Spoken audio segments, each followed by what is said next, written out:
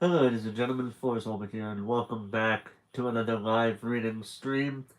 I know it was on earlier, but I was getting kind of tired, so I just took a little break, got myself something to eat and drink, and if I need to, I'll go back and get me something to drink in the midst of reading this story. So, as you can tell, the title of this book that I'll be reading is Penpal by Dathan Auerbach. Now, this story is. Now, some people may actually know of this story. This book is actually based on the creepypasta of the same name, uh, also by this person. But he made it into a book, as you can tell here. This is actually a collection of six short stories. Um, a number of which I believe only one of them has been made into a short film, that being the first book, the first story of this collection. They all revolve around the same character, by the way. Where the character that is the narrator is still the same character from many years in the future, and he is basically dwelling into the past that he is about to relive here. This is, in my opinion, a based on what I read. Like when I read this off screen, I very much thoroughly enjoyed this. And when we get to the ending of this book, I will explain to you why I thought this was a really good read. But without further ado, I'm gonna go ahead and okay. First of all, let's fix this to where I can see the live chat. There we go. But anyway, so without further ado, let's get down to it. I did read the acknowledgments and all that, but pretty much without saying anything, the acknowledgments are to D.R. Tuzio, Jamie Stevens, Carolyn Nowak, Brian Gowen, Mercedes Crimi, Leah Wasden, Jocelyn McCod, the No Sleep community on Reddit.com, as well as giving some special thanks to the Kickstarter backers, which were Awesome Jamie, Philip Ford, Cody T. Smith, Paji Gunnar Wazesa, Liza, Conrad Penkoff, Megan Spector, Barbara Boyd, Garrett B. Donnellycut, Adam Gonton Nilsson, Mark Thomas McLaughlin, Thomas Polakovics, Colin Arnoldis, Scott Christopher Morris, Matt Jenkins, Jenna Amamiya, Adam Rains, Courtney Lee Mullison, and Brian Ellis. And it is dedicated to his mother. Before we get straight into it, I'm gonna fix my glass. I'm gonna deal with my glasses real quick. If I do finish this book tonight in my very first ever one stream read of this book, I do actually have another book that I am currently reading at this time that I will reveal. Whether I finish it tonight or on another night, I do have the next book after this picked out, and we'll get to that when we get to it. But I will say, while it isn't technically a horror book, it is a psychological thriller, this next book. Um, so it's not horror, but it can be kind of frightening in certain situations. I don't know quite yet at the moment because I have yet to read it, but I'm just letting y'all know what's going on with that book. But in any case, without further ado, let's begin with Pen Pal, a novel by Dathan Auerbach, read by Forrest Walpole. And if I mess up, I apologize on any mistakes that I make here in this story. Memories. When I was younger, I took a job at a deli that had what the owner had called an ice cream buffet. On Thursdays, children would get a free ice cream come with their meals, a free ice cream cone with their meals. and they could pick any one of the 15 flavors we had. There were many times when the child had some understandable degree of difficulty selecting their preferred scoop, but eventually each kid would happily make their choice when the mom or dad urged them along. Except, that is, for one little girl. She couldn't have been more than 6, and when her father picked her up so that she could see through the glass, her face lit up as her eyes moved over all the different kinds of ice cream that were on display. When her dad asked her which flavor she wanted, she must have ignored the fact that he was not speaking about a plurality of scoops. She was excitedly named some and pointed to others. Gradually, the realization began to set in that she could only choose one kind of ice cream, and as I watched her try to pick just one flavor, I could see how anxious she was becoming. It wasn't that greed that beset her. It was the result of wanting many things equally, but not having the emotional resources to settle arbitrarily on just one. As the anxiety consumed her, she began to cry. There was no tantrum. She didn't yell or pout. She simply could not choose. As her father was comforting her, I caught his eye and made a gesture. He nodded, and after a few seconds, I leaned over the counter and called to her as I extended my hand. The little girl looked up to see me holding a cone towering with 5 different scoops of ice cream. Her mood was transformed instantly, and I can say with all sincerity that I have never seen another human being in such a state of pure jubilation. The father thanked me and saw to it that the girl did as well. They left, and we all moved on with our lives. That was years ago, though my mind returns to that day for different reasons now and again.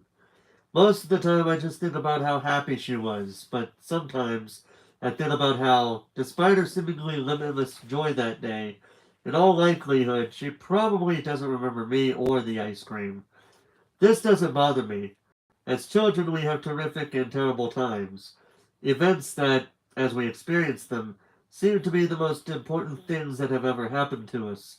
But more often than not, we forget them. Truth to tell, at any point in our lives, we've forgotten more than we know about our own history. The world moves on, and so do we, and what was once important fades away. But that's just the nature of memory. The events of our lives unfold linearly, but in the mental reel of those past experiences, most of the frames that haven't been completed, stolen by time, are left distorted and blurred by it. When you try to reconstruct the series, you find that it isn't complete. But maybe this never really bothers you, because you can't miss what you don't remember. We all have voids in our narratives, lost time that we attempt to reclaim with best guesses. Most people have whole parts of their stories that they don't realize are patchworks of guesswork, and those who do realize it aren't likely to care. We want so badly to be happy, to live the kinds of lives that we always hoped we'd live, that we give gifts to ourselves by remembering things not as they were, but as we wish they were. I know this sounds like that Chicken Soup from the Soul, the Chicken Soup of the Teenage Soul book that I read not too long ago, but believe me, we are reading Penpal. I'm just saying, man. I'm just saying.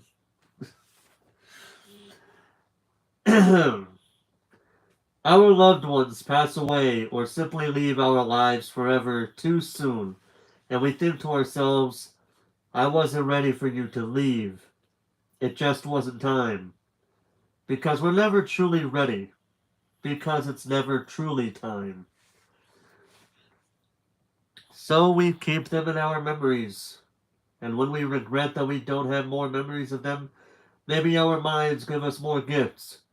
Gradually, we find ourselves remembering them being with us in times and places that they couldn't have been, and gradually we stop correcting ourselves because, well, we want them to have been there. Some memories slip away through the cracks of our minds, but leave fibers behind, so that we know there's something missing. But this isn't all bad. In fact, if we remembered every detail of every day, we might find ourselves so fixated on the past that most of our memories would be of us just sitting in a dark room thinking all of our yesterdays, too focused on what was to care and all about what will be. And what of bad things? What of those things that we would wish had never happened if we could remember them? Sometimes forgetting is the gift that we give ourselves, and when we do, it's back to the void, and it's time for more guesses toward a better life. But sometimes you realize that the memories were always there. You just needed to be reminded. When this happens, it offers a previously lacked context for memories that, while never missing, were never understood. This is a special kind of gift. Our lives are so short that it seems a crime to squander any of it by forgetting. Memories extend our lives backward through time, making them feel longer. And that's what we want. So we try to remember. But sometimes when we do, we wish that we could just forget again. But I remember. I need to sneeze.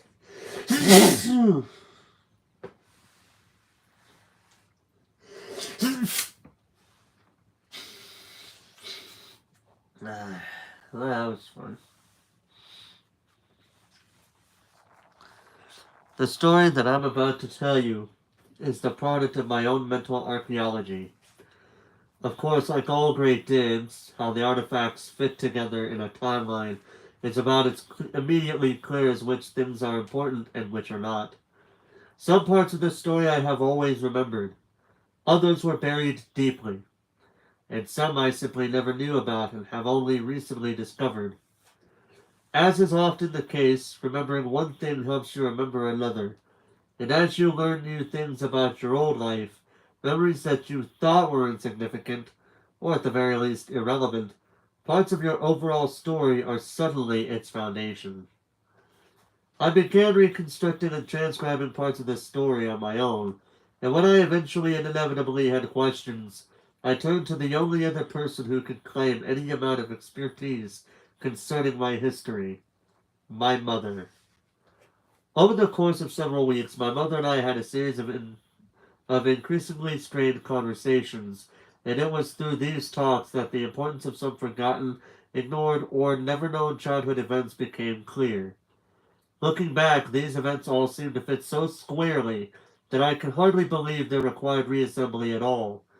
But what we notice in our lives, particularly as children, is so extraordinarily selective and contextualized that something ostensibly benign or self-contained can be transformed by a single detail into something terrible and pervasive.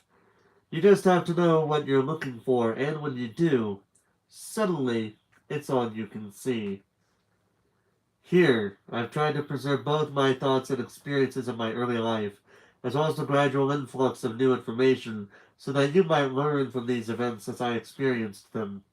Parts of the story were written before I knew what I now know, all of which you will know by the end of this story, but I've kept the chapters as they were originally written.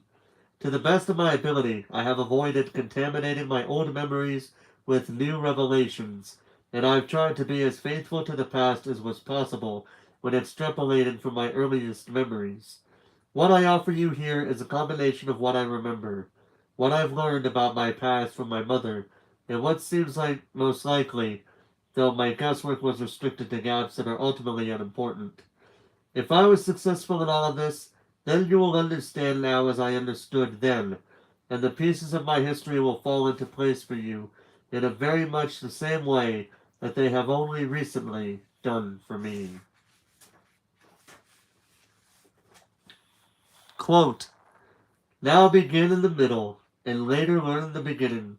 The end will take care of itself. Harlan Ellison. 1.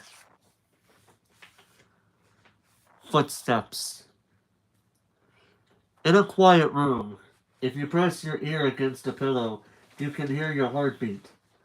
As a 6-year-old boy, the muffled rhythmic beats sounded like soft footsteps on a carpeted floor, and so as a kid, almost every night, just as I was about to drift off to sleep, I would hear these footsteps, and I would be ripped back to consciousness, terrified.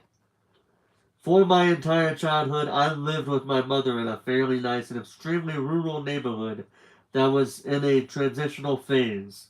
People of lower economic means were gradually moving in. My mother and I were two of these people. Those that spend any amount of time driving on interstate highways will see half houses traveling alongside them. It's an odd sight if you let yourself think about it. Two halves of a house built somewhere miles away from where it becomes a home. Everything about those structures has a feeling of impertinence. The wood that forms them is cut where it isn't used and assembled where it doesn't stay. The most permanent things about these houses are the concrete support columns that they rest on, but even those seem transitory in a way. My mother and I lived in one of these houses, but she took good care of it. As a kid, I always thought our house was quite nice. As I sit here and think about my old home and all the things in it, an amusing and pleasant conflict builds in my mind. I know now that we were poor, but had you asked me then, I would have had no idea what could have prompted that question. My mother must have had so little money to spend, but I never remember her saying the words that tend to become the mantra of some parents when they try to subdue their children's eager shopping. We can't afford it. I don't remember wanting for much. I even had a bunk bed despite being an only child. I'm sure that this is the case for many children in low-income homes. But as a boy, despite the incongruity, I thought my home was as close to a palace as one could hope for. To me, the support columns under the house didn't represent what the house actually was, an imported structure on a makeshift foundation, but what it could be. I remember asking my mother if we could make the columns taller so our house would tower over all the others. Part of my love for the house stemmed from my general love for the area surrounding it. The neighborhood itself was relatively large in proportion to the town itself. Small towns lack many of the luxuries of larger towns or cities. What few stores there are closed down early. Traveling events don't stop there because they probably missed your small dot on the map, and there aren't many police or hospitals at your disposal. But to a kid, these things don't matter because small towns often provide a luxury that can't be found in larger, more convenient or populated places. Freedom. Of course, I had rules to follow. I had a lot of them, in fact. But I didn't notice any of them restricting me because I was allowed to do the one thing a kid in a relatively remote area likes to do: explore.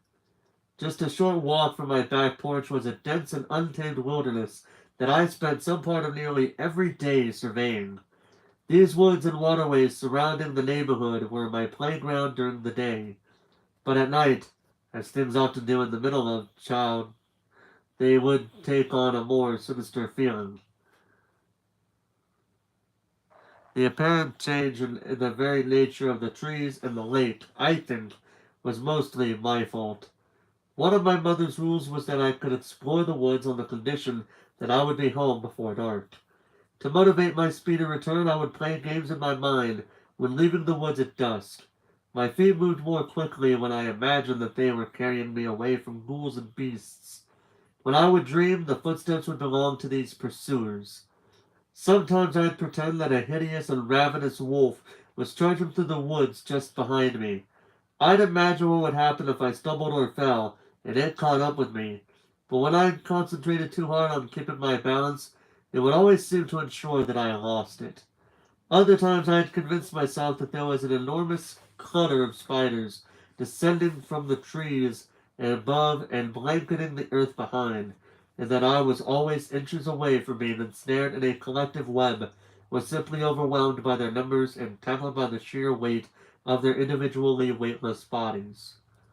The thing I imagined the most, I think, was that if I didn't make it home before the sun went down, my mother would be gone, that everyone would be gone, and that I'd be all alone.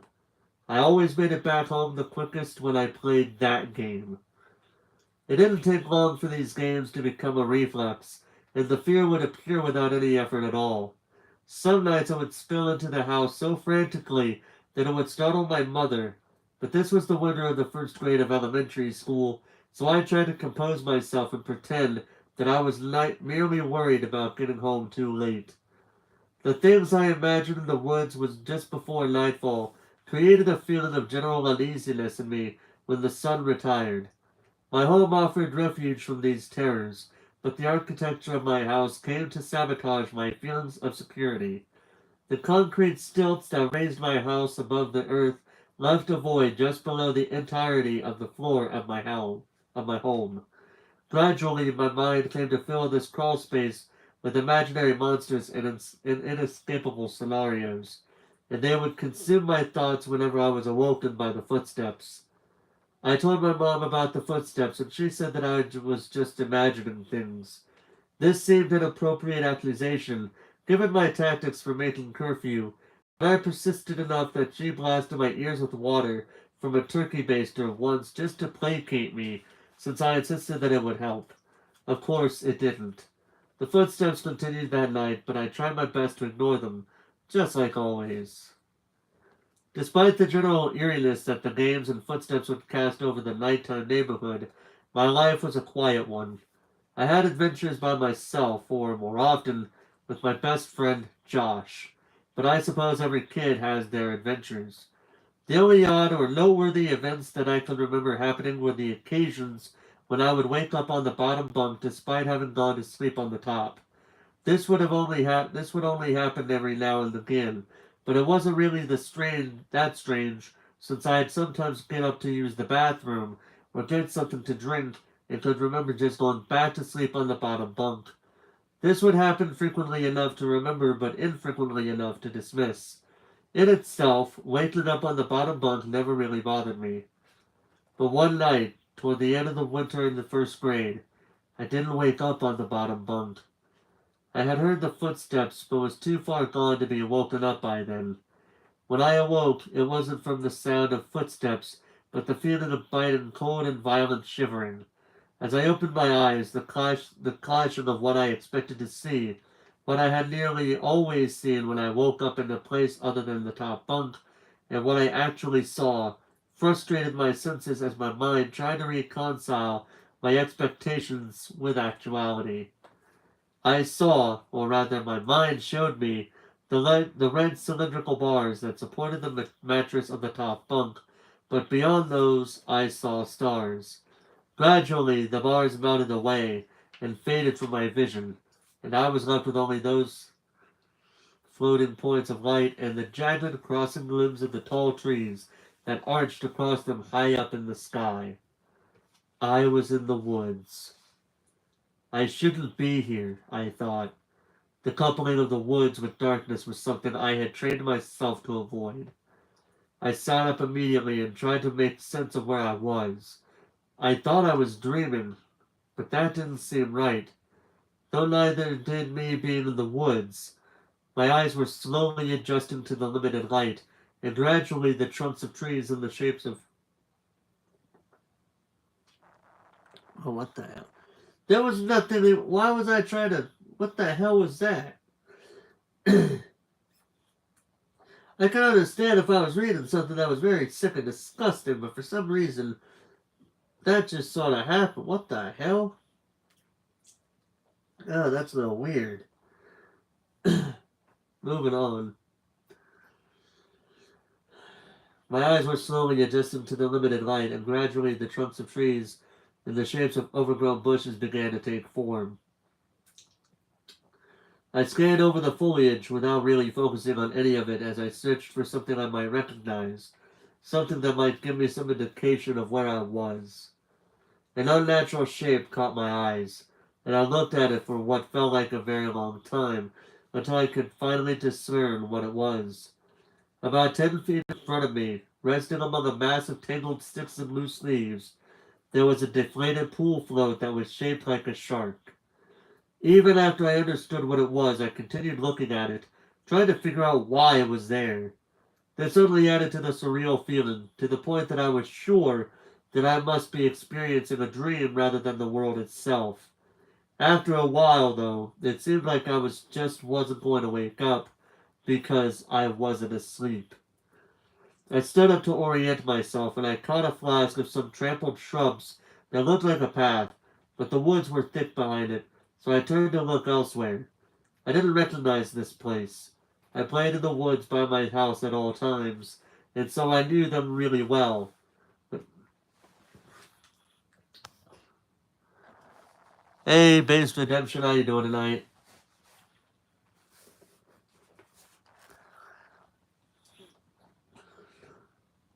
But I had only been in them when it was dark once before. I had run through my woods straight to my house at the last edge of dusk countless times without even having to think about how to get there. But there's a big difference between dusk and dark, and as I stood there taking in all that there was to see in the dim light, it started to creep into my mind much more forcefully that these might not be my woods after all.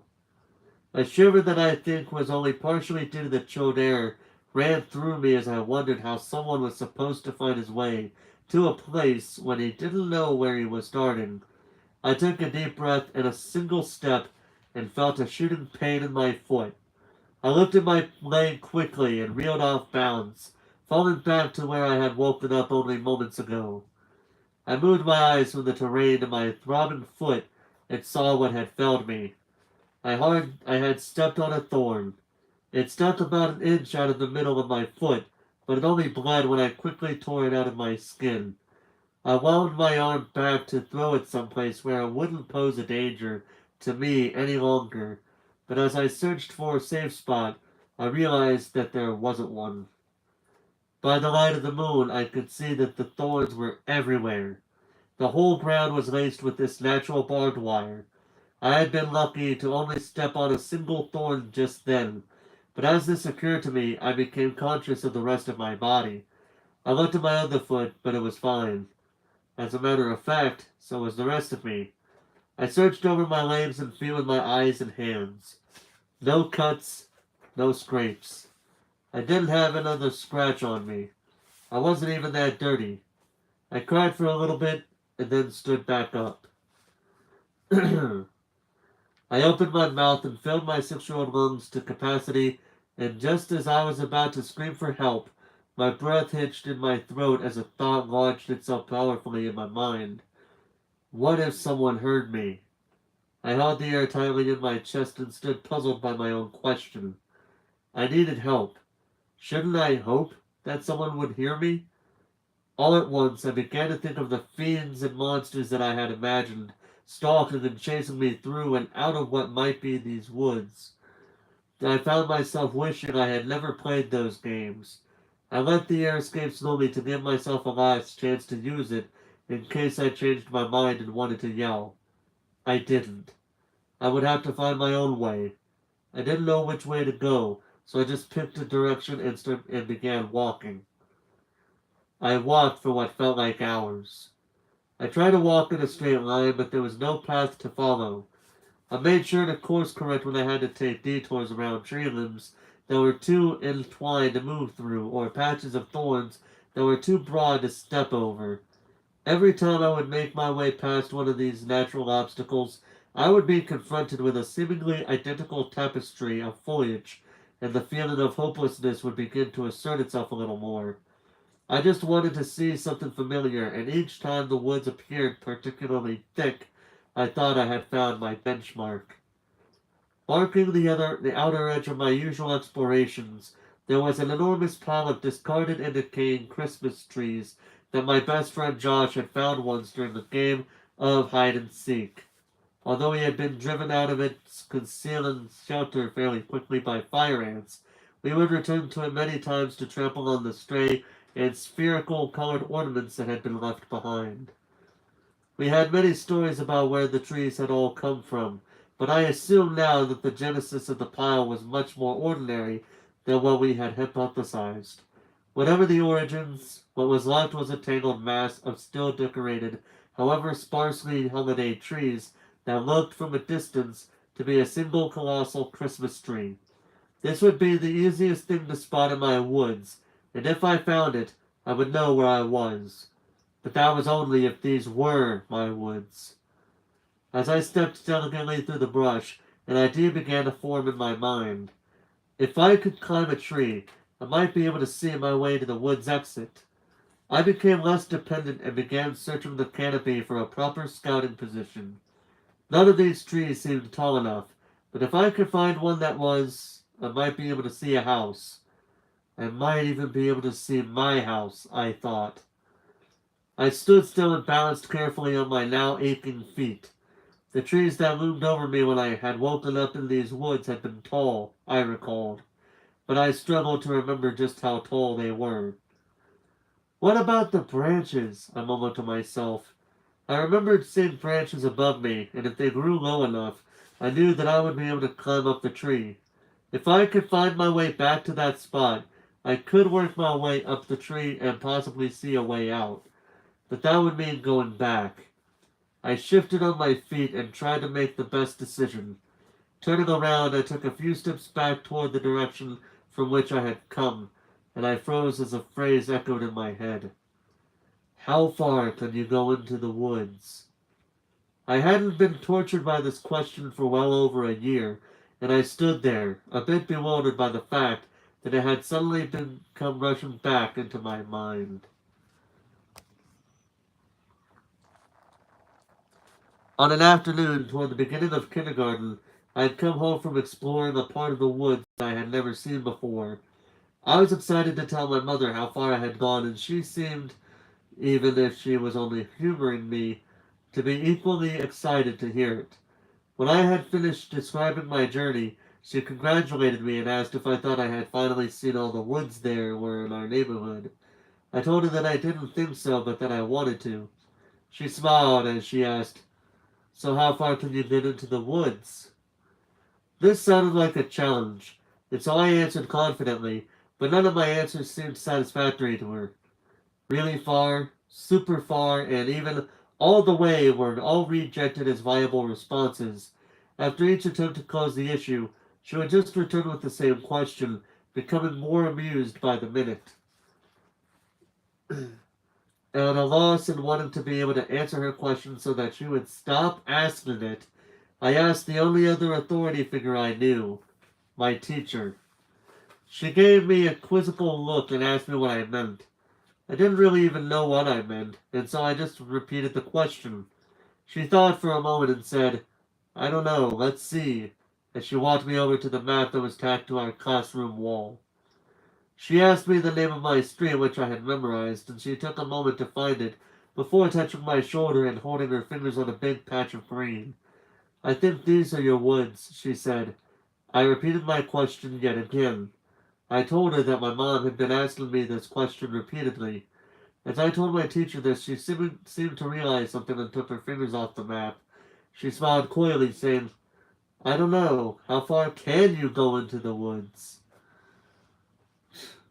Smart aleck. As I stood there in the woods with my arms tucked inside and my shirt to avoid the frigid air, I thought about this question and remembered how I came across the answer. This stirred a warm fondness in me that almost made me forget about the reason that question had come back into my mind to begin with. I discovered the answer just a few weeks after I asked my teacher. My grandparents called to chat with my mother and me when my mom handed me the phone to talk to my grandfather. Pop, I thought I could have had a little fun and be on the giving end of the antagonizing for once. Before he could even ask me how I'd been, I charged at him. Hi, Pop. How far can you go into the woods? What? How far can you go into the woods? I repeated, knowingly, although I knew nothing at all. Oh, well, I suppose about halfway, he said, snickering. What? How come you can only go halfway? And then, as if he had been waiting for this moment for his entire life, he bellowed, Because if I went any farther, I'd be coming out! He began laughing so hard that it transformed into a coughing fit, and he handed the phone off to my grandmother. It took me a while to appreciate the nature of the question and its answer. I had never heard a riddle before, but the more I thought about it, the more I liked it. I would ask that question to dozens of people in the months to follow. Standing there barefoot in the woods, thinking about this riddle, I found that it wasn't amusing anyone. However, now it was more than just a silly question. I had walked a long way. For all I knew, I couldn't walk any further in. The last tree might be just ahead. If I turned back now, I might be walking back into the woods rather than out of them. I pivoted where I stood and resumed the trajectory that I had adopted when I set out. Everything was eerily quiet as I pressed on. The only noticeable sounds were of crickets, cicadas, and the light grinding of leaves under my sore feet. Occasionally, however, I would step too hard on a healthy stick, and its cracking would drive the noisy creatures to silence. I would stand there paralyzed by the sudden hush, and I would hold my breath and listen for sounds I hoped not to hear. When the insects resumed, so would I. Desperate to keep their noise, I trod carefully on the undergrowth, but it was thick, and here and there my foot would press down on a stick just enough to snap it. The bugs would arrest, and so would I. This relationship persisted until the last interview that I remember. I broke the stick, the insects hushed themselves, but instead of expecting the expected silence, I heard what sounded like an infant crying in the distance. I could feel the blood draining out of my limbs as I listened to this wailing that didn't sound as far in the distance as I wished it to be. I felt a churning in my stomach and a weakness in my legs. Standing completely still and being careful not to make any noise, I waited, but the sound didn't stop. Suddenly another sound joined the chorus. A large stick snapped just behind me. I panicked. I think now, as an adult, the sound I heard that night was a cat in either heat or rage, but I had no thoughts in my mind as I ran veering in different directions, taking as much care as I could to avoid being big thickets of bushes and collapsed trees. I was paying close attention to where I stepped because my feet were in such bad shape, and I suppose I instinctively wagered that it would be better to move less quickly than not at all. I paid too much attention to where I was stepping and not enough attention to where those steps were leading, because not long after hearing the cry, I saw something that filled me with such despair that I find it difficult to articulate its potency even now. It was the pool float. I was right back where I had woken up. I stood there dazed, staring at the pool float. It looked oddly familiar to me now that the initial mental haze that had plagued me when I first awoke had dissipated. I wondered if that was because it was the only thing in the woods that I actually recognized, but that didn't seem quite right. I shook it off and attended to what really mattered. I had traveled for a few. Hold on. I had traveled for what felt like a great distance, but I hadn't really moved at all. This wasn't magic or some supernatural folding of space. I was lost, utterly and completely.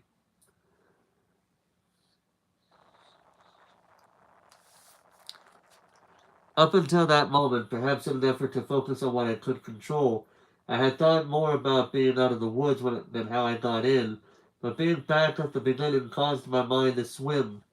My feet had not hurt at first, but they were agonized now, and I had made not even an inch of progress.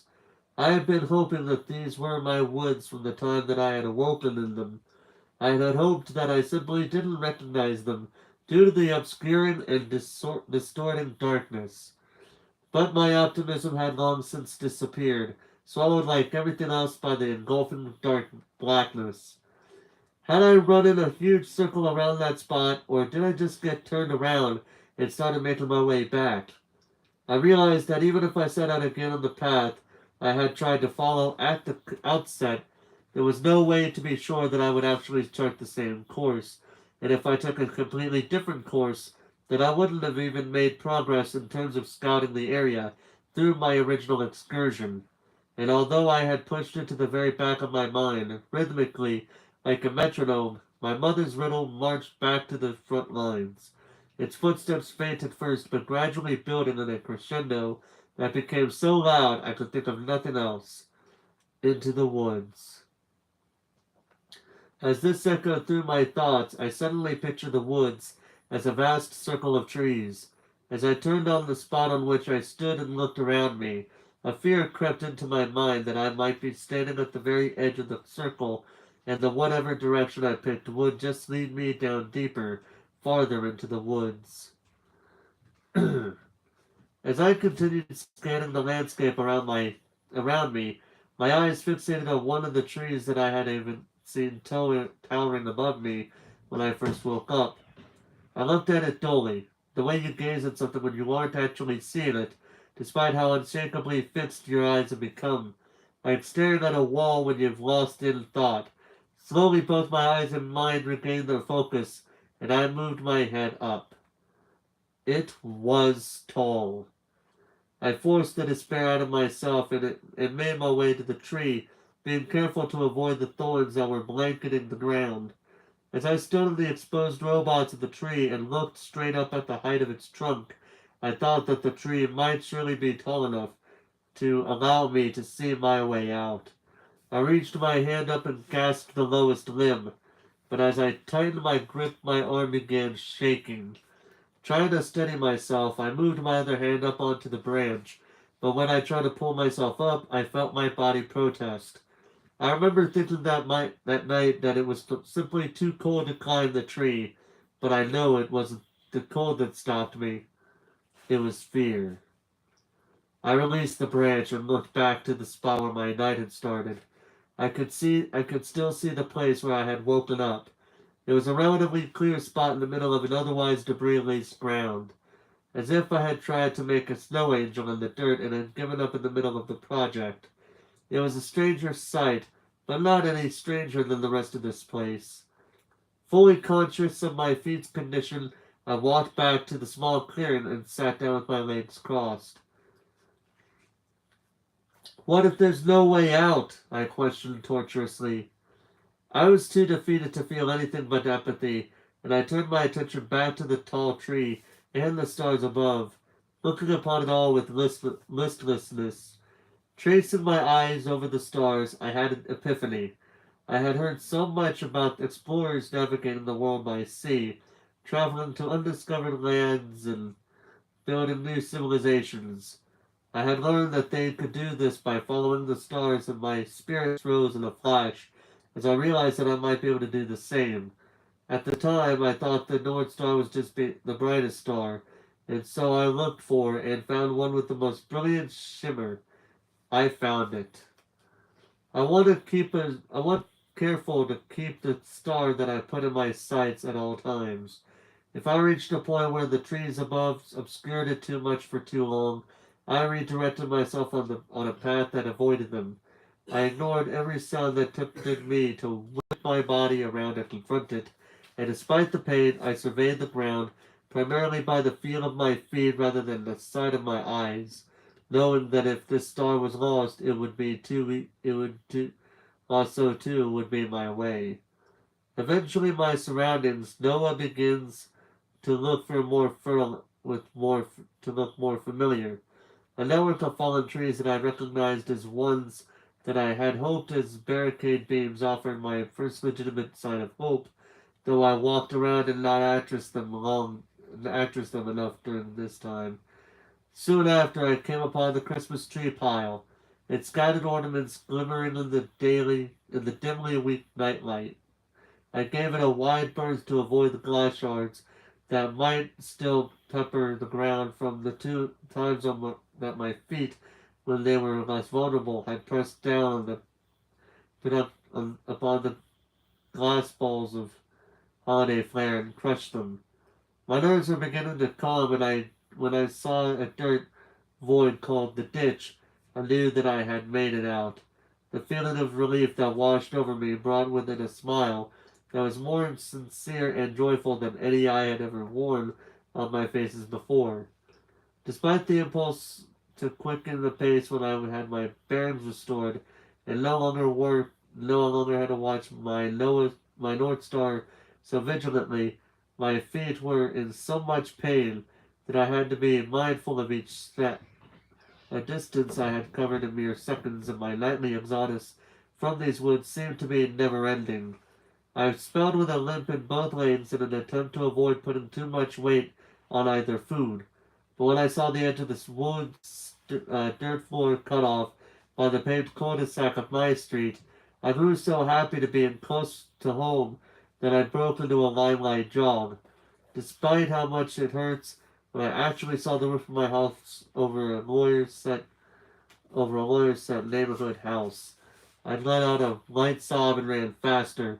With each step, I wanted to be alone. I had already decided that I would say anything from any of this to my mother's back. I had no idea what I was, or what I could possibly say. If I were to get back into somehow, clean up and get in bed, if I were lucky, she would never even have to sail without my odyssey. Anything that I might say would sound preposterous, and the thought of this whole experience reaching its end strengthened my resolve to leave it. In the past few hours, however, the heart can feel my views. Every light in the house was on. I know my mom was okay, and I knew I wouldn't have to explain, or at least try to explain, at Pegasus where I had been, and I couldn't figure out where to start. My run became a jog, which became a walk. I ducked under the lowest branch of a large pine tree that stood outside our property, and carefully it did. What? Oh, a second. My run became a jog, which became a walk. I ducked under the lowest branch of a large pine company that stood outside our property, and carefully lifted the metal latch to the gate on the chain link fence that enclosed our backyard. Slowly, I pushed open the gate in the effort to quiet the squawking hinges. In about 15 seconds, I would knock on my back door and hand in an explanation to myself, but I was still reflexively trying not to get caught. I saw my mother's silhouette through the blinds, and although I was worried about how to explain things to her, it suddenly didn't matter to me anymore. I was home. It was over. I walked up the couple of days to the porch and put my hand on the doorknob. I turned to thinking that it might be unlocked since my mother was awakened. There was no sense in delaying the inevitable. There was no reason to knock. It turned out the full motion, and I have a few mixture of both relief and apprehension. I was just told about a push the door open when two arms wrapped around me and pulled me back away from the door. This couldn't be explained. I had invaded outrun my imaginary pursuers countless times in any nightmarely scramble from the seconds, but this wasn't imaginary. I looked at the silhouette in the window and tried to reach out. Their arms constricted among my chest and lifted me off the ground like I struggled against them. Uh, I don't look down at the applauses that. They were small, but they were entertaining. It looked like fur. I squeezed my eyes tightly shut. This can't be happening, my mind roared. The monsters would just pretend. I opened my eyes again and looked at the arms that were crushed with over my torpedo too. It was fabric, but not fair. But this battle, this pro, it was fabric not fair, but this brought no real comfort. I was still being restrained. I still needed someone to help me. Screamed as loudly as I could. Mom, we need your help! Please! Now! The feeling of being so locked in a closet would be a physical pulled account from its, uh, yeah, 3 years. The feeling of being so close to safety, only to be physically pulled from the tournament. It fills me with the kind of jewel that Keith is.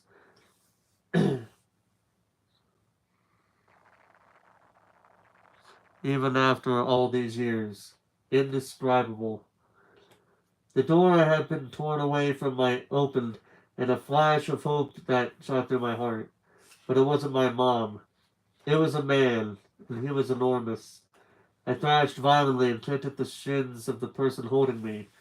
But even if I succeeded in escaping my captor, I knew that I would have to get away from the person who had just come out of my house. This hulking figure who was now steadily approaching me. He reached his hand out for me, and I checked out of the shadow that had that had been cast on him by the porch light and just above his head. It was a cruel and cracked claw, badly burned, with the consistency of plastic bag that malted and cooled. Up until that moment, I had never imagined that I could be in any legitimate danger from a monster from which my monster could not rescue me. But as I watched the name shoot close the distance between us, and as I felt the capable grip roar ever tighter, yeah, my feet is joined with rage. My mother's ship simply could not be gone. Let me go. Where is she? Where's my mom? What'd you do to her? As I told my uh, throat slang for screaming, and I was I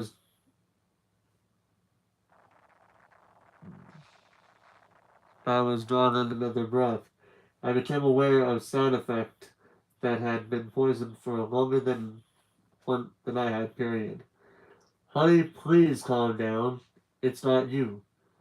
Honey, you look like my mom.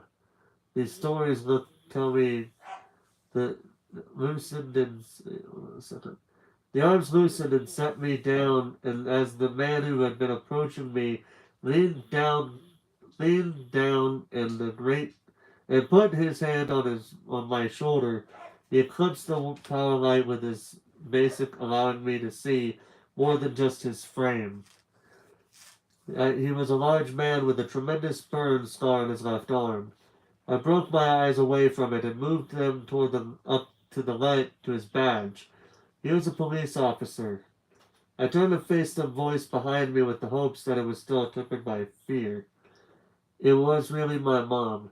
The dark brown curls of her hair brushed my face as she knelt down to embrace me. I was finally safe. Tears started flowing down my face and I sobbed heavily while the three of us went inside. The back door opened to a narrow hallway. On the right was a door that opened to a bathroom, which was connected to my room via another door. There was a faint smell of mildew that emanated from the bathroom. Nightmares of villains and ghouls that hid my bathroom meant that would never uh, draw the carry close when wasn't in the shower, and wouldn't only draw it closely when I was. Because of this, water collected in its folds and filled at those areas of the house with the faint smell of watery rot. To the left, we are our washing machine and dryer. My cat was sitting on top of the dryer, and I gave him an absent stroke. As I walked past and turned left toward the dining room, we sat at a table that my mother and I had used as dining areas when we ate and in the workstation here when I had school projects. It was a fairly large square table that he had been painted white, but there were several few spots where daily use had started to chip of the paint away, revealing layers of different clothes on top of the original cost. Um, uh, hold on a second. Whatever that might have been. One area looks like a cross section of a jawbreaker candy with eccentric and rainbow colored rings that my idle or nervous hands could have helping could have had helped along that more excavating section whenever I sat at the table to do homework or have a scenario talk with my mother. Historios actually the more nervous I think, the more frantic I become. I learned that the night that the Spider-Man was the Spider-Man was that night the forest of coat of paint. Hold on. Yeah, the first coat of paint was yellow. Kind of confusing myself, but we got this. We can keep going. I'm so glad you're home, sweetie. I was worried I'd never see you again. She had begun to cry as well. Where did you go? I I don't know. I don't know what happened. My fear the whole event had been ineffable was coming true. What do you mean you don't know what happened? Where have you been? Oh, look at you. You're filthy. She surveyed me now that we were in the better light. Oh, God, your feet! I looked down and winced. The tops of my feet were caked in a thick, dark coat of my own blood that had already begun to crack with the pattern of damaged glass.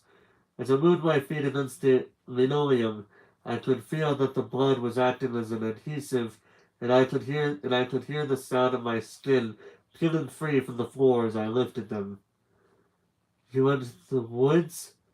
Baby, we've talked about this. I can't believe you. Mom, I didn't. I don't know what happened, I protested. That was quickly becoming an argument, and neither my mother nor I was feeling up to it. It's okay. It's fine, honey. Just don't ever do this again, okay? I I'm not sure me or my shirts could take it. A little laughter broke through my sobs and I smiled a bit. Well, I'm sorry for kicking you, but why'd you have to grab me like that? I was just afraid that you'd run away again. You had just come home. I wasn't about to let you run off again after what you wrote. I was confused. What do you mean? We found the note that you left on your pillow, she said, and pointed at a piece of paper that the police officer was sliding across the table. I picked up the note and started to read it as my mother and the police officer walked into the kitchen. The note said that I was unhappy and that I never wanted to see her or any of my friends again. It was a running away letter. While the policeman exchanged a few words with my mom, I stared at the letter. I didn't remember writing any letter. I didn't remember anything at all about any of this. But there were many times when I would do things at night that I couldn't recall. I kept reading the letter as I thought about how I would sometimes use the bathroom without remembering to get up, or would wake up and be so tired that I didn't remember the ride to school. But this was different. This was wrong. Even if I sometimes went to the bathroom at night and didn't remember, or even if I could have gone into the woods on my own and gotten lost, even if all these things were true, repeatedly, one thought repeated endlessly in the background of all the other questions and doubts that filled my mind. This isn't how you spell my name. I didn't write this letter. Just give me 1 second. Family member just came into the room. One moment.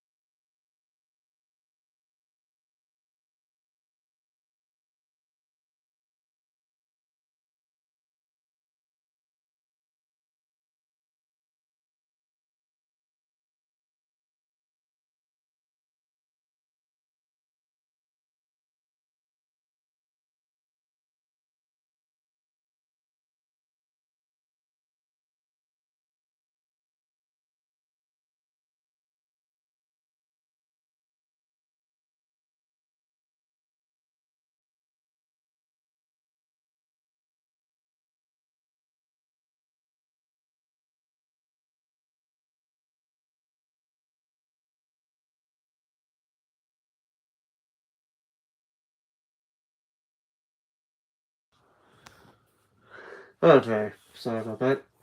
I'm actually gonna go ahead and get me some tea to drink, so that way I got something to read it as while I'm reading this story. Give me 1 second, I'll be right back.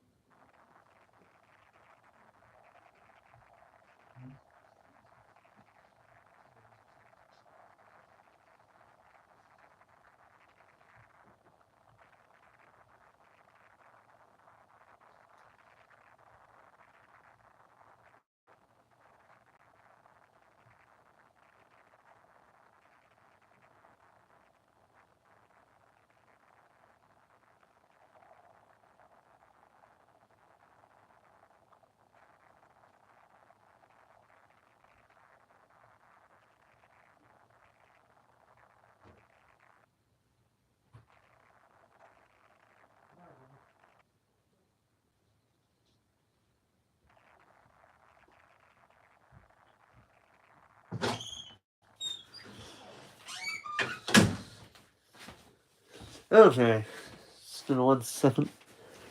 So, got me a thing of tea right here. So that way, if I feel like I might need a drink or something, I can actually uh get me something nice. I got me something good here. So,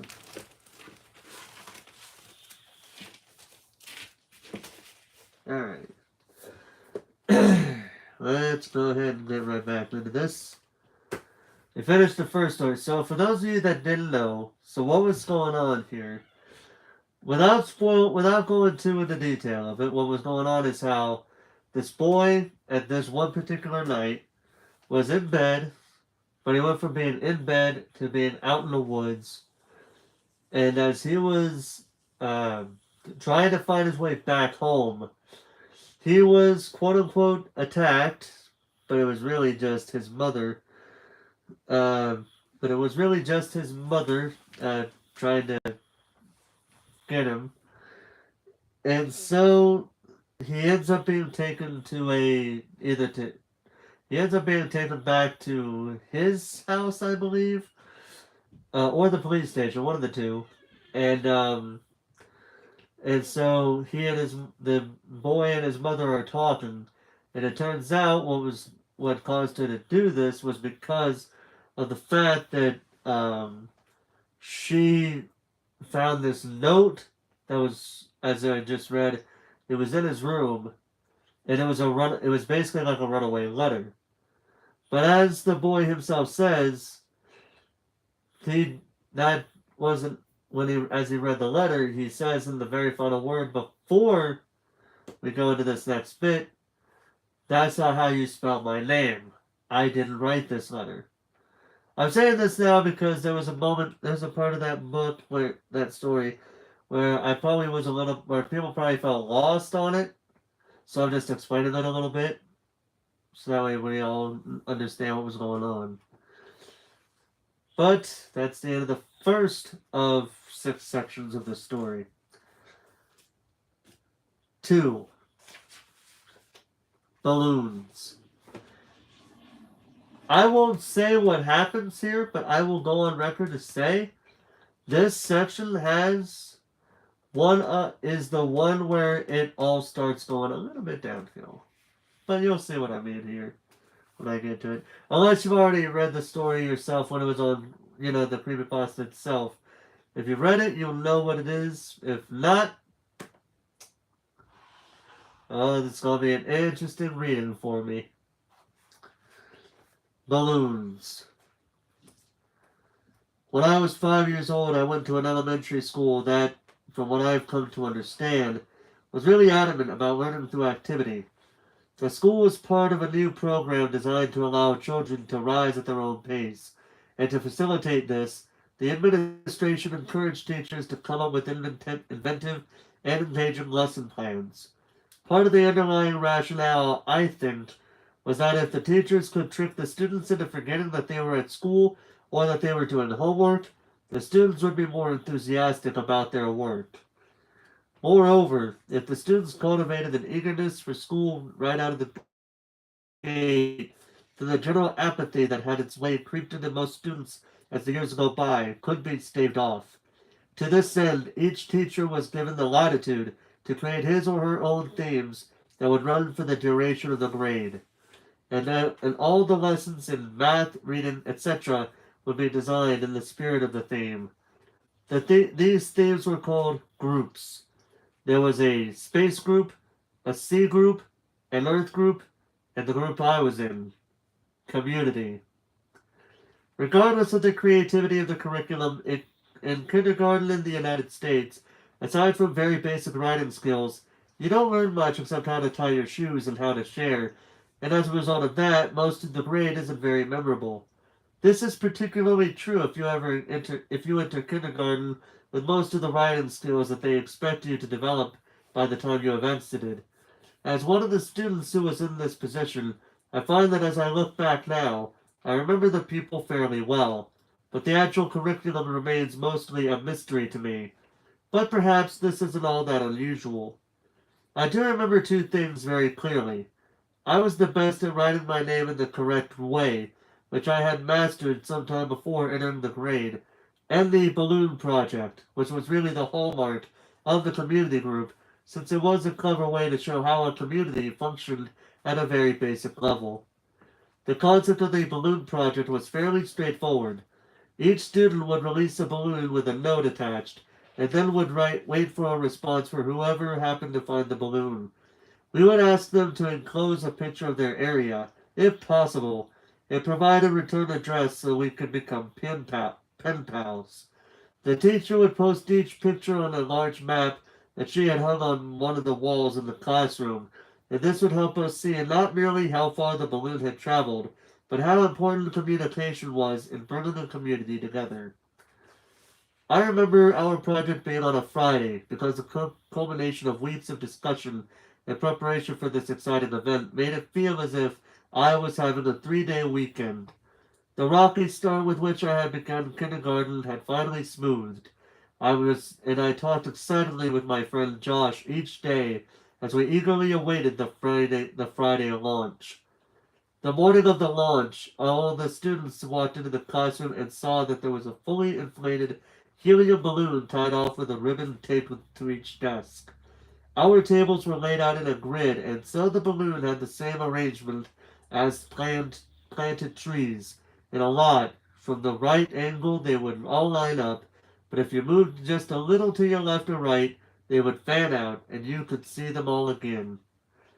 We had known about this project since the first week of class, so we had known, at least abstractly, what to expect on Balloon Day. Despite this foreknowledge, however, walking into a classroom full of balloons gave the room the same ambiance as that of a birthday party, and in response, the kids behaved as if it were one. The balloons were all different colors, and upon seeing this, the students began bartering heatedly with one another for their favorite colors almost immediately. It took the teacher much longer than normal to organize and stifle the students, but gradually we were subdued at our desks and were asked to take out our assignments for that day. The preceding Friday, the teacher had sent us home with instructions to write a note with our parents as assistants. All of the notes that had to follow a loose structure, but we were allowed to be creative within those boundaries. My note read something like this. Hi, you found my balloon. My name is redacted, and I attend redacted elementary school. You can keep the balloon, but I hope you write me back. I like Mighty Max exploring building forts. Hold on. Mighty Max exploring, building forts, swimming, and friends. What do you like? Write me back soon. Here is $1 for the mail.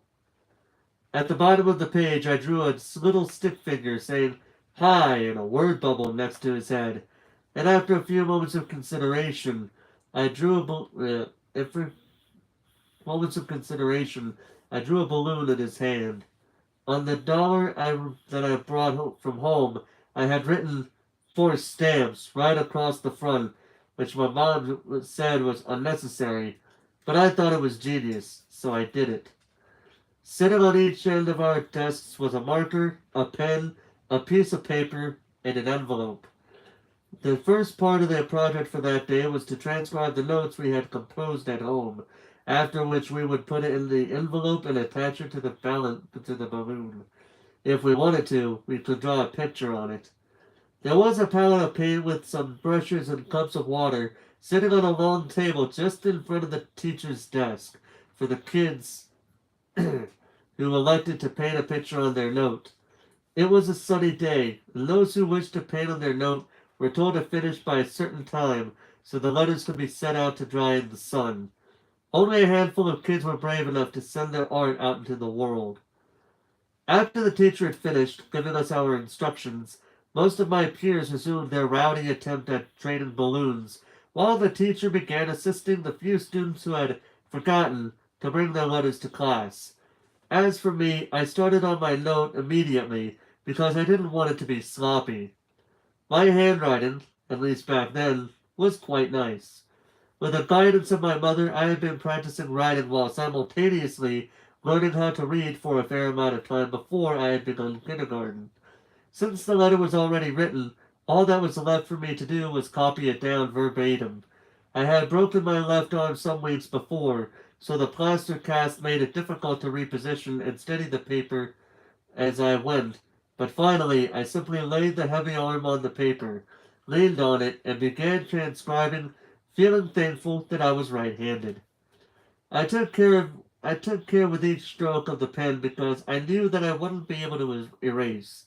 I had never written anything important in a pen before. Everything of any consequence that I had ever marked on the page was only as permanent as I wanted it to be. But now, each straight or curved line I marred the paper with had a tint of finality in it, and this only served to threaten the stability of my penmanship even more. But this was the way it had to be. So let me check something here. Okay. Moving on. Several years before, when the students were still writing their notes in pencil, there had been a storm the day after the balloons were released. Virtually no letters were mailed back. Although there was no way to determine exactly why that had been, it was suggested that the pencil marks washed out much too easily, and so to be safe, we should use ink from that point on. I drew the last line on the paper and sat back with satisfaction. I interrupted my teacher's conference with another student to show her the letter, and she approved enthusiastically and sent me back to my seat. With my remaining time I took to decorating the balloon. Mine was red, and that suited me just fine. With no interest in trading my balloon for another color, I tried to think of what I could draw on it. I decided that Spider-Man would make the most sense. I got to work and spent about 2 minutes trying to figure out how to draw Spider-Man's head before I realized that it was impossible. Deciding that a plain balloon was actually better than one with a drawing on it, I put the marker away and went to talk to my best friend, Josh. It usually took him a little longer to write things because he was left-handed, and would occasionally smudge what he had just written as his hand moved against the paper from left to right. I went over to him that day, partially to help him, but mostly because I wanted to invite him to my house after school for what would have been our first sleepover. When the teacher told us to return to our desks, I walked back but froze as my letter came into view. It was wet. I looked around to see if someone might betray himself by laughing, but all my peers were sitting attentively at their desks now. I craned my neck over their workspaces and saw that quite a few kids had painted pictures. I realized that someone who must have been trying to dry a paintbrush had carelessly sprinkled water droplets onto my note. The ink had already begun to run in outward arcs where the water touched it. The letter was still legible in parts, but some words were nearly obliterated. Others were simply incomprehensible. Rather than being a fan of exploring, according to my letter, I was an avid exploring enthusiast. I wanted to know who did this. I felt that I had put more effort into writing that letter than any of my peers, and so for someone to so carelessly deface it was unthinkable. But there were so many kids who had painted pictures on their notes that it would take too long to attempt to figure out who might have vandalized my letter. Attempting to repair or at least minimize the damage seemed more pressing. There was no time to recreate the letter in its entirety. I thought about rewriting just the damaged parts, but if I had crossed them out and tried again, my pen pal would think that I didn't know how to spell. I reassured myself that there would be other letters and other chances and walked quickly to the table where the paints were. I tore off a paper towel and tried to dry off the note as best I could without smearing the remaining reanimated ink. The teacher called us alphabetically to the far side of the classroom. One by one, we stood in front of a wall-sized map of the city. It smiled with our balloon tethers held tightly in our fists. The mechanical whirring of the Polaroid camera repeated as each of us had our picture taken. After the film had developed, we put the photographs in our envelopes along with our letters. The teacher had handed each of us another letter to enclose, which I imagine explained the nature of the project while also expressing appreciation for their participation in it. The pen pals would have been provided with the mailing address of the school and asked to mail their letters promptly so that the project could progress. That was the whole project. Doing these simple things would allow us to build a sense of community without having to leave the school and do it safely. We would also practice our reading and writing through our correspondences without even realizing we were doing schoolwork. Everyone, faculty and students alike, loved this project, and it has been a huge success every year, with the exception of the year that it stormed. We marched single file out of the back door of the classroom and into the courtyard outside. Keeping our formation, we pressed our backs against the wall of the building so that we could pose for a group photograph. One of the students, a boy named Chris, had become so excited upon exiting the classroom that as soon as he saw the sky above, he let his balloon go and started cheering. I think this enthusiasm would have spread quickly if the teacher had been a little slower in scolding him. Now you're going to be the only one in the picture without a balloon, Chris, she snapped. The boy started to cry. He had a sore throat, so his complaints were hoarse and raspy. I remember thinking that he sounded funny, but I suppose there's some justice in the fact that I caught his sore throat a couple days later.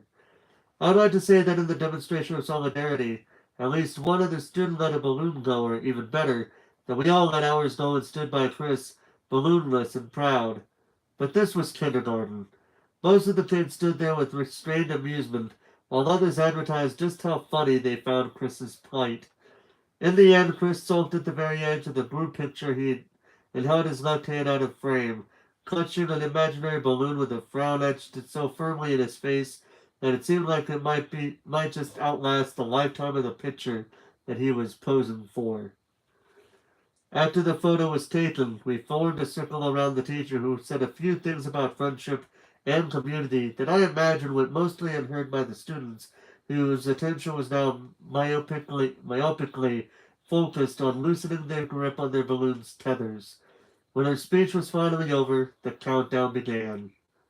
5, 4, 3, 2, 1.5. There was a collective groan in protest. She did this frequently. Although we didn't know what this number was, we knew that it was a way of stalling. 1! All at once, each kid yelled whatever their chosen launch word was, and the courtyard became a carnival as 24 brightly colored floating balloon balls filled the sky. We ran chasing our balloons and tried desperately to distinguish them from other ones of the same color. Cross currents and updrafts flung the balloons wildly in different directions, and their human counterparts mirrored their movements on the ground below. Several kids collided with one another as they ran frantically chasing their balloons, but instead of fights, there were laughs. Despite the ruckus, I heard a rogue "Blast off!" It shot my eyes down from the sky to see Chris releasing a bright green balloon that the teacher had just given him so that he could participate. As the balloons reached ever upwards, it became almost impossible to track my own balloon, and this brought with it a new kind of excitement. Where would it go? Who would find it? I remember that day so clearly. When I think about it, I can almost feel the phantom sun on my face and can sometimes just faintly smell my teacher's perfume. It was one of the happiest days that I had ever had. Over the next couple of weeks, the letters started to roll in. Most of the notes came as requested, and with pictures of different landmarks, and the teacher would pin each picture on the big wall map that we had taken our Polaroids in front of. Arranging them directly on the map made it easier to see where the letter had come from and just how far the balloon had traveled. We did this at the very beginning of class each day, which was a real smart idea because we actually looked forward to coming to school to see if our letters had come in. For the duration of the year, we would have 1 week where we could write back to our pen pal, or another student's pen pal in case our letter had not come in yet. Day after day, I arrived at school excited, but left dejected at the fact that my letter hadn't arrived yet. There were other students who didn't receive letters either. Not every balloon would be found, and this was something that teacher had reminded us of frequently. But this fact didn't offer me any consolation. I worried that all my hard work would have been for nothing, and I started to resign myself to the idea that I would have to write to one of my peers' pen pals if I wanted to have anyone to write to at all. But then one day, it came. My letter was one of the last to arrive. Upon entering the classroom, I looked at my desk and saw that, once again, there was no letter waiting for me. But as I sat down, the teacher approached me and asked me about the letter I had written. She asked me if I remembered what I had sent away with the balloon. I was a bit taken aback, but I told her about what I wrote, and about the dollar, and about the drawing. When I finished, she brought her hand from behind her back and said, with a smile, "I think this is for you, then." I was delirious with excitement, and my confusion regarding her questions about the letter I had sent ended when I saw the envelope. On the back, right over the seal, there was a drawing of a stick figure holding a balloon, just like the one I had drawn. The letter really was for me. I must have looked that ecstatic, because as I was about to open it, she put her hand on mine to stop me and said, "Please don't be upset." I didn't understand what she meant. Why would I be upset now that my letter had come? I was mystified that she would even know that what was in the envelope, but of course, I know now that she had screened the contents to make sure there was nothing obscene. But sitting at the desk, I was baffled by her concern that I would be disappointed. My balloon hadn't gotten lost. The person who found it had just thrown my letter away. All other possible details seemed negligible and insignificant to me. But when I opened the envelope, I understood her reaction. There was no letter. The only thing in the envelope was a Polaroid, but I couldn't make out what the image was. It looked like a patch of desert, but it was too blurry to decipher. It appeared as if the camera had been moved while the picture was being taken. I turned the Polaroid over, but there was nothing on the back. It was just a Polaroid and nothing more. There wasn't even a return address. I realized that I wouldn't be able to write back, and since there was no way to tell where the picture was taken, it couldn't even be placed anywhere on the map. Instead, my teacher tacked it on the side of the map next to the compass rose, out of the way, but still a part of the project. I was crushed. When I got home, my mom asked me how my day was, and so I told her. I told her I had gotten a letter from my pen pal, and she became visibly excited. I think she had always known that I might never get a response, and as time went on and my potential contact remained silent, her consolation shifted from optimism and possibility and potential to realism and acceptance. So when I actually received something, she was both shocked and overjoyed for me, since she knew how badly I had wanted someone to write me back. When I told her that there was no letter, only a Polaroid, she joked that maybe my pen pal had bad handwriting, and was embarrassed after seeing how good mine was. I didn't think that this was actually the case. My letter had been damaged before it even touched the sky, but my mother's words always seemed to have the ability to make me feel better, so I accepted her rationale, and I felt happy that I had gotten anything at all. The school year pressed on, and the letters had stopped coming for nearly all the other students. After all, you can only continue a written correspondence with a kindergartner for so long. This was expected by the teacher, and the lull was worked into the curriculum. Our Friday letter writing session slowly morphed into other projects, and everyone, including myself, had lost interest in the letters almost completely. I still thought about the picture from time to time. In some way, I still felt as if I had been cheated, but then again, there were students who had received nothing at all because their balloons had apparently been lost or disregarded.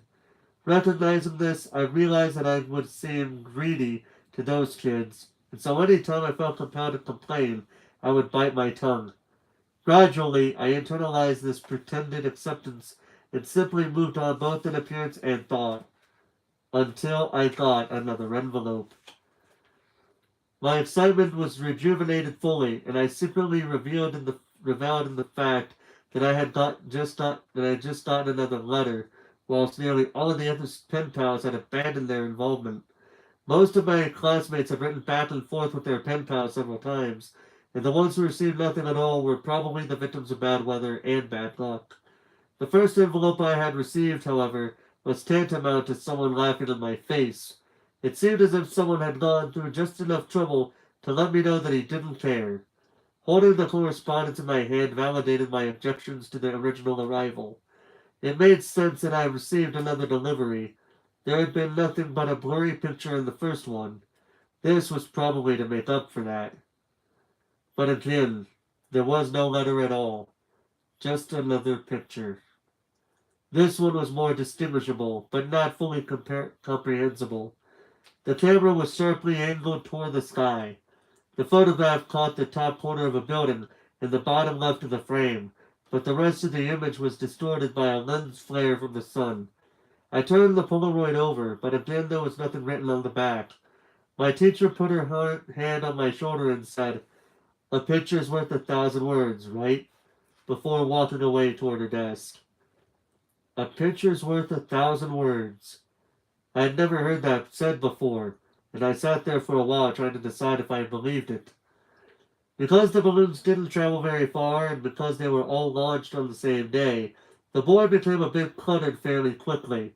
If a letter came in with a picture of a place that wasn't already overrepresented on the map, it would be displayed, but otherwise the correspondence were distributed to their recipients, so we could take them home as keepsakes of the project. A week or two before the school year ended, the remaining pictures were taken off the map and handed out to their owners. My best friend Josh took home the second highest amount of pictures at the end of the year. His pen pal was very cooperative and sent him photographs from all around the neighboring city. Josh took home, I think, 4 Polaroids. I took home nearly 50. The envelopes had all been opened by the teacher, but after a while, I had stopped even looking at the pictures. However, the photographs were, if nothing else, a collection, and so I saved them in one of my dresser drawers that housed my other collections. The problem with collections, I had found, was that either there was simply no way to gather all the things in a series because there was no end to it, or there would always be that last item that made your collection incomplete. In my mind, I suppose, the things in the collection weren't as valuable as the completeness of the collection itself.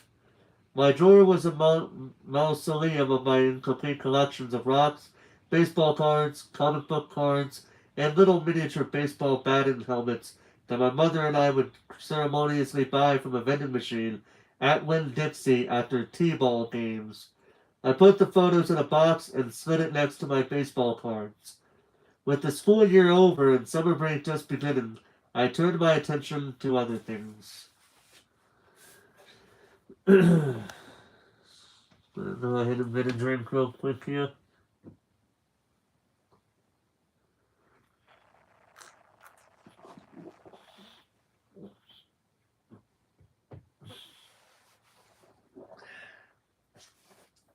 Some good tea, man. Very good tea.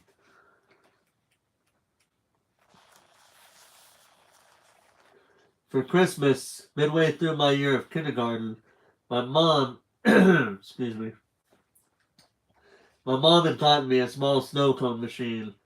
It didn't make very good snow cones, but the fact that I could make them at home now delighted both Josh and me. He came to covet the machine so much that his parents bought him a slightly nicer one for his birthday, toward the end of the school year. The snow cones produced by Josh's machine were much bigger and were made much faster than when we would use my machine. Several weeks into the summer break, we decided to take a break from exploring the woods. we would pool our resources and set up a snow cone stand to make money. We thought we would make a fortune selling snow cones at $1. Josh and I lived in different neighborhoods, so we had a conversation about where we would set up shop. As one might have expected, we both wanted to locate the business in our respective houses, so before we even had the cups for the shaved ice, we had our first disagreement. His neighborhood was a bit nicer than mine, but many of the older houses in my neighborhood had slightly larger yards, and as such, the people who actually cared for them had to be outside for longer amounts of time in order to do so. There were also simply more people in my neighborhood, since there were many houses that stood on fairly small plots of land, and the ongoing construction around where I lived meant that there were always people outside on the weekends. Oh. Okay, so I don't know where this stopped. So what I'm going to do is I'm going to go ahead, reset the page, just so that way we all get all the pages there. I'll probably stop here on this because my phone it just told me that my phone is at 20%. So yeah, we're going to go ahead and finish this chapter, and then next time we'll see how far we go with that one. So this will be a part 1 of whatever, but either way. So I'll start on this page because this is probably where I stopped at. I wish I could see what it was, but I'm not sure. But I'm going to read the page again a little bit faster and we'll just go from there. Alright. For Christmas, midway through my year of kindergarten, my mom had gotten me a small snow cone machine. I didn't make very good snow cones, but the fact that I could make them at home now delighted both Josh and me. He came to covet the machine so much that his parents bought him a slightly nicer one for his birthday toward the end of the school year. The snow cones produced by Josh's machine were much bigger and were made much faster than when we would use my machine. Several weeks into the summer break, we decided to take a break from exploring the woods. We would pool our resources and set up a snow cone stand to make money. We thought we would make a fortune selling snow cones at $1. Makes sense when you think about it. Josh and I lived in different neighborhoods, so we had a conversation about where we would set up shop. As one might have expected, we both wanted to locate the business at our respective houses, so before we even had the cups for the shaved ice, we had our first disagreement. His neighborhood was a bit nicer than mine, but many of the older houses in my neighborhood had slightly larger yards, and as such, the people who actually cared for them had to be outside for longer amounts of time in order to do so. There were also simply more people in my neighborhood, since there were many houses that stood on fairly small plots of land, and the ongoing construction around where I lived meant that there were always people outside on the weekends. Josh rebuted by claiming that his neighborhood was nicer than mine, and then, hold on, let me rephrase that again, sorry. Josh rebuted by claiming that this neighborhood was nicer than mine was, and this was a thought that had never occurred to me before. I became indignant, and our capacities to engage in a civil and rational discussion became exhausted. Ultimately, I won by trumping all of Josh's legitimate reasons by exclaiming that it was my idea, and so we would do it at my house. Makes sense, doesn't it? The first weekend was a disaster. We had both used our machines before, but to be quite honest, we simply weren't very good snow cone producers. We had 2 bottles of syrup, cherry and cherry, so there wasn't to be much variety in terms of flavors. More to our detriment, we had never completely figured out how best to pour the syrup onto the ice, or how much to pour for that matter, so most of our customers had their hands covered in overflowing red dye when they squeezed the paper cups to take their snow cones away. We made about $6 and stopped for the day. Six. When you think about it, at least you made some money, right? $6. More would be better, but hey, $6 is better than nothing on your first day. Come on, it's We didn't fare much better the second weekend. Josh and I had gotten his hand of the syrup for the most part, but I had the idea that we should use crushed ice in the machines in order to make the snow cones more quickly, since I thought that smaller chunks of ice would shave faster. Instead, the crushed ice became jammed between the blades and the plastic rotor inside the machine and broke my snow cone maker immediately. This machine was one of the nicest things I owned, and so I became flustered when I couldn't get it to work. I took the top off and looked inside. I could see the chunks of ice that were jamming the blades, and so I picked up the plastic case and banged it on the table a few times in an attempt to dislodge them. Looking up, I could see a potential customer coming. I needed to clear the jam quickly. Without thinking, I pushed my hand down into the cavity of the snow cone machine and began carefully wrestling the ice out of the space between the blades and the inside wall. I looked up again and I recognized the person from the weekend before. Forgetting that Josh's machine was working fine, I turned my attention back to the problem so that I would be ready for our first return customer. I could feel the ice begin to give and pivot a little as the heat from my fingers melted it. I almost had the problem resolved when I heard Josh say, "Hey, what's this button do?" I looked over to Josh and saw that he had his finger on the start button of my machine.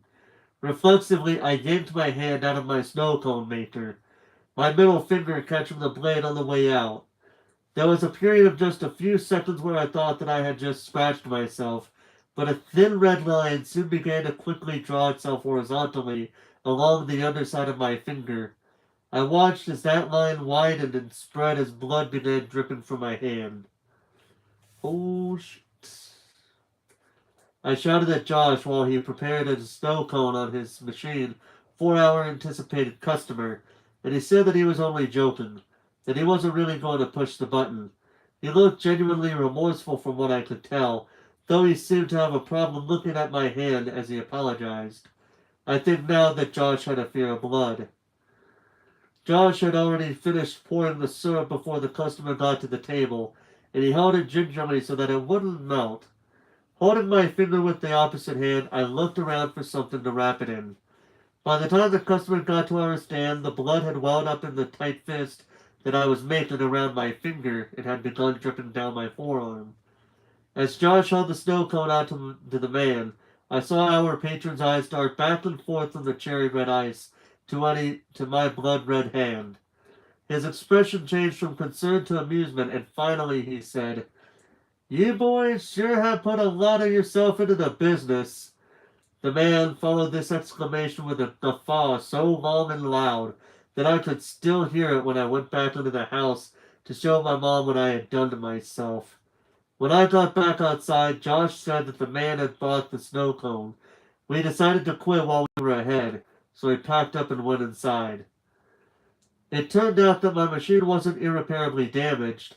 Once the ice melted, the jam was cleared, and it began to work again without any difficulty. This was good news because business picked up the following weekend. Josh and I had taken a substantial break from our explorations in the woods due to a patch of trees that blocked our path, and during that hiatus I made a new sign that said in big bold letters, "Free snow cones!" Josh said matter-of-factly that we weren't just going to give snow cones away, and I laughed to the point at what I had written in faint pencil just under the advertisement. Just kidding.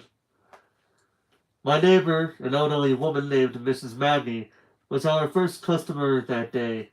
She pretended to be outraged by our ruse, but happily paid us. Before she left, she told us that she would look for us in the lake later that day if we decided to go swimming. We had many more customers that day, and they were all good sports about our trick, including the man who returned for a third time. We made $18 that day, and a little bit less the following weekend. The fifth weekend would turn out to be our last day of business. My mom would take my snow cone machine away only a couple days later. When I protested, she told me that she didn't want me cutting my hand off, although I had injured myself weeks ago. Even at that age, I thought that this late reaction was bizarre. Because Josh and I both had a snow cone machine, we each had a separate stack of money that we put together into one pile, and we then split it evenly. When there was an odd number of bills, we would play paper, rock, scissors to see who would get to keep the extra bill. We called this decision-making ritual gaming. That day we had made a total of $17, primarily from the same people we had been selling to since we started our business. After we stopped selling for the day, Josh was divvying up the spoils, and as he paid out my $4th, I was consumed by a feeling of profound bewilderment. The dollar said, "For stamps." I must have vocalized my surprise because Josh noticed my shock and asked if he had miscounted. "No, that dollar." "Josh, that's the dollar I sent." "What?" "That's the dollar, man, the one I sent." "What dollar? What are you talking about?" Seeing the dollar here in my hands befuddled me, and I struggled to compose myself so I could explain more clearly. "From the balloon! I sent it off with the balloon, remember? I put it on the envelope with my letter." Josh pondered this for a moment before deciding what this meant. "That's so cool!" he shouted. As I thought about it, I came to agree. The idea that the dollar had made it right back to me after changing so many hands staggered me.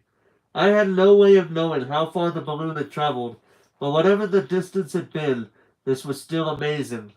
Whoever found my balloon must have bought some stamps at the post office, and then slowly and incrementally the dollar had worked its way right back to me.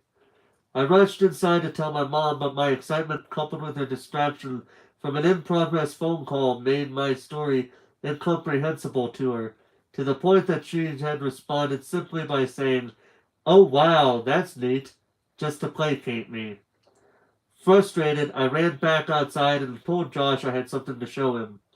We thundered up the steps to my front door and ran immediately to my room. I opened the collection drawer, took out the box of envelopes, and showed Josh some of the pictures. I started with the first picture, and we went through about 10 before he lost interest in looking at poorly angled and meaningless Polaroids. I grew irritated with his disinterest. My pen pal had sent these pictures, and today, after countless transactions, the dollar he used to send the photographs had landed right back in my hand. This was almost too much for me to take in, the sheer improbability of it all. Even the most minor alteration would have changed things entirely. If Josh had paid the first dollar to himself, I probably would never have even noticed my returning defaced currency. Josh, however, had become completely disengaged and asked if I wanted to go play in the ditch before his mom came to pick him up. I responded with a distracted and almost dismissive agreement as I shuffled through the envelopes. I'm not sure how the routine was born, but the ditch had become a battleground to Josh and me. Nearly every time we stepped into the ditch, one of us would lob a clod of dirt at the other, and this would catalyze a full-scale assault in both directions. It probably started with a single playful toss of a dried mass of compacted dirt, but it became nearly impossible for us to step into that arena without almost instantly entering into a standoff. We enjoyed these battles so much that sought them out with such frequently that that ditch became the ditch without us ever noticing. That day was no exception to the rule of combat, but the war game was persistently interrupted by rustling in the woods around us. We were used to these sounds. They were raccoons and stray cats that lived in the woods by my house, but there seemed to be a little too much noise coming from the forest floor for it to be caused by either of those things. As we continued our battle, we traded guesses at what the source of the ruckus was in an attempt to scare one another. Playing games like these gradually evolved into the games I would play by myself when exiting the woods as the sun rolled away. My last guess was that it was a mummy, but in the end, Josh kept insisting that it was a robot because of the sounds that we heard. As we were leaving, I said that if it was a robot, it would have made much more noise, but Josh shook his head and became a little more serious. He looked at me right in the eyes and said, "You heard it, didn't you? It sounded like a robot. You heard it too, right?" I had heard it, and since it sounded mechanical, I agreed that it was probably a robot. It's only now, looking back, that I understand what we heard. When we got back to my house, Josh's mom was waiting for him at the dining room table with my mom. Josh told his mom about the robot. Our moms laughed, and Josh went home. My mom and I ate dinner, and then I went to bed. I tried to sleep, but I was feeling restless. Josh might not have been interested in the photos, but after seeing that dollar, I could think of virtually nothing else. Before too long, I climbed down from the top bunk and took the box of envelopes out of my dresser drawer. I took out the first envelope, set it on the floor, and placed the blurry dessert Polaroid that had been inside of it on top. I laid the second envelope right next to it and put the oddly angled Polaroid of a building's top corner over it. I did this with each picture until they formed a grid that was about 5 feet by that was about 5 by 10. I was taught to always be careful with the things that I was collecting, even if I wasn't sure whether they were valuable or not. I realized that I hadn't actually looked at the majority of these pictures before. I may have paid them a passing glance when I opened the envelope to look for a letter, but upon being reliably disappointed, I would simply close the envelope and put it with the others. As I looked at them now, I noticed that the pictures gradually became more distinct. I scanned my eyes over the Polaroids. There was a tree with a bird on it, a speed limit sign, a power line, a group of people walking into some building. Right as my eyes were about to move on to the next photo in the sequence, they froze and focused on something that vexed me so powerfully that I can now, as I write this, distinctly remember feeling dizzy and capable of only a single repeated thought. Why am I in this picture? In the photograph of the group of people entering the building, I saw myself holding hands with my mother in the very back of the crowd of people. We were at the very edge of the photo, but it was us.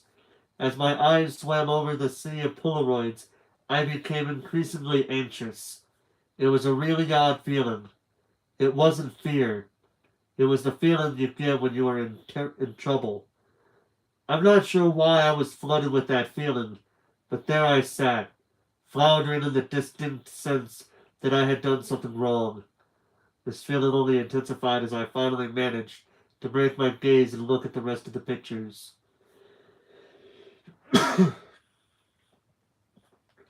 I was in every photo. None of them were close shots. None of them were only of me. But I was in every single one of them. Off to the side, in the back of a group, at the bottom of the frame. Some of the pictures had only the tiniest part of my face captured at the... Yeah, I just told me I'm on 10%, but I'm almost done with this chapter anyway. So I'll read the sentence that I was on before that happened. Some of the pictures had only the tiniest part of my face captured at the very edge of the photo, but nevertheless, I was there. I was always there. For a moment I tried to imagine this whole thing as one tremendous coincidence, but I knew that it wasn't, and I sat there stunned. I didn't know what to do. Your mind works in funny ways as a kid. There was a large part of me that was afraid of getting in trouble simply for still being awake. I wanted to wake up my mother. I wanted to tell her that there was something wrong here. I wanted to run into her bedroom and look at the pictures onto her comforter, throw the pictures onto her comforter, and just shout, "Look!" and have her hug me and tell me that everything was going to be fine, that I had nothing to be afraid of. But I just sat there with the looming feeling of having made some irreparable transgression. I decided that I would wait until the morning. The next day, my mom was off work, and I spent most of the morning cleaning up around the house. Well, she did. If I said I spent, well, the mom did. Sorry. I stared blankly at the cartoons on the television and waited until I thought it was a good time to throw in the Polaroids. When she went out to get the mail, I grabbed a couple of the pictures and put them onto the table in front of me. I sat waiting for her to come back in. I couldn't even think of how to begin, and I dug my fingernails into the chipping pain on the table as I tried desperately to think of the perfect way to explain everything. When she returned, she was already opening the mail. I heard her throw some junk mail into the trash can, and I took a deep breath and forced words out of my mouth. Mom, can you come here? I I have these pictures. Just give me a minute, honey. I need to mark these on the calendar. After a moment, she came and stood behind me and asked me what I needed. I could hear her shuffling with the mail, but I just looked at the Polaroids and told her about them. I reminded her about the balloon project and how I had only gotten a picture in my first correspondence. I told her that after that one, they just kept coming. But I never said anything because they were just stupid pictures. I dug my fingernails harder into the table and told her that I had saved them all and I had gotten so excited when the dollar came back that I stayed up late looking at all the photos.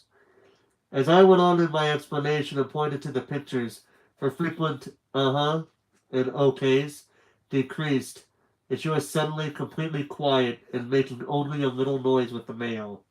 I had run out of things to say, but I couldn't turn around and face her.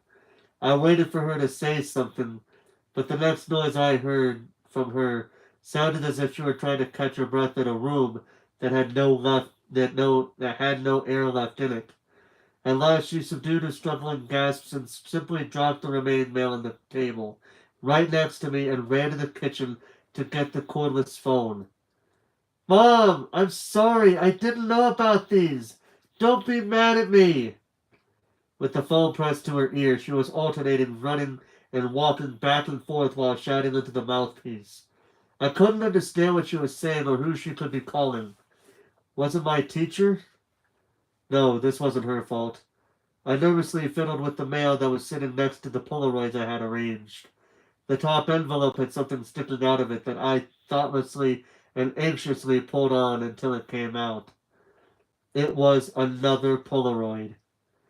Confused, I thought that somehow one of my Polaroids had slipped into the stack when she threw the mail down, but when I turned it over and looked at it, I realized that I had not seen this one before. It was me, but this one was a much closer shot. I was surrounded by trees and was smiling, but it wasn't just me. Josh was there too. I felt my mouth go dry as I realized that this was us from yesterday. I started yelling for my mom, who was still screaming into the phone. As I called to her more loudly, she shouted more loudly into the phone to compensate, and this exchange repeated until she finally responded with, "What?" Suddenly, I had her attention, but I didn't know what to do with it. I could only think to ask, "Who are you calling?" "I'm talking with the police, honey." "But why?" "I'm sorry. I didn't mean to do anything. Please, Mom." She answered me with a response that I never understood until I was forced to revisit these events from the earliest years of my life. She grabbed the envelope off the table and the picture of Josh and I spun and slid, landing next to the other Polaroids in front of me. She held the front of the envelope up to my eyes, but I could only look at her and watch as all the color began draining out of her face, as if something was siphoning the life right out of her. With tears welling up in her eyes, she said she had to call the police because there was no postmark.